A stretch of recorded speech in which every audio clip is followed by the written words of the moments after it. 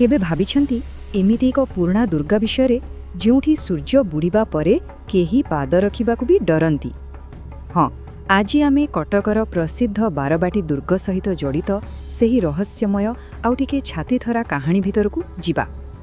कथा अछि कि सेठारे जणे मुंडविहीन सैनिकर आत्मा रातिर अंधारे आज भी दुर्ग भितरे पहरा दिए। लोके कुहंती से एबे भी ता राजांक दुर्ग को जगी रहिछि। किंतु ए कहानी पछरे प्रकृत सत्य कौन थाई पारे? चलंतु एही रहस्यर पर्दा उठेबाकू चेष्टा करिबा। अच्छा, जे कोनसी किंबदंतीर मूल तो इतिहास रे ही लुचि थाए नुहे कि? तेणु एही मुंडविहीन सैनिकर कहानी को ठीक भावे बुझिबाकू हेले आमको प्रथमे बारबाटी दुर्गर सेही गौरवमय अतीत को टिके देखिबाकू पड़िबो।